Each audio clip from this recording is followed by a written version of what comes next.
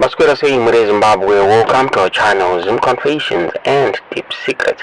Kana kari kitanka kuguya panini channel, please don't forget to subscribe. Kana ujingo wagara subscriber.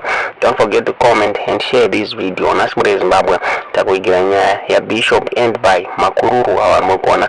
Varipa video irredura hapo Mure Zimbabwe vakabuda pa weekend Mure Zimbabwe vachiudza macongregants avo kuti vachante the ruling party slogan pamwe chete nekutamba song yeZanu PF yashandiswa neZanu PF pamacampaigns avo yakaimbwa nachief wenje yekuti maiweli aiwa mapostori akatamba pachurch Mure Zimbabwe vamukururi vaiaddress hundreds of macongregants avo kuchinoi Mure Zimbabwe musi Sunday kwanga kuna provincial affairs minister Vamarin Chombo ndovanga vari guest of honor mukurura vamukururu ndopa vakaudza macongregants avo kuti vasimuke vachiita slogan yeZanu PF pamwe chete nekutamba masongs eZanu PF.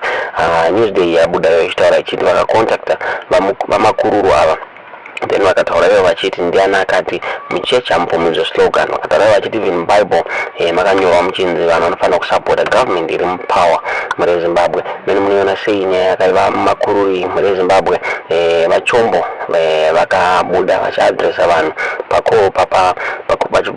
vachiadresa macongregants vakataura ivo vachiti the apostolic sect yakaplay a key role in mobilizing support for ZANU PF ma-elections akaitwa musi wa23 nemusi wa24 vakatenda zvakare mapostori nemavotes avakapa ZANU PF. Vamukururu vakataura zvakare vakambotrenda vabuda vachitaura ivo vachiti is going to pray for President Emerson Mnangagwa kuti vaextend his term office kuti ipfuure 2028 Mure Zimbabwe. Ndonyaya tatavigira muzara nasi tiudzei zvamuri kufunga pamusoro penyaya iyi mucomment section.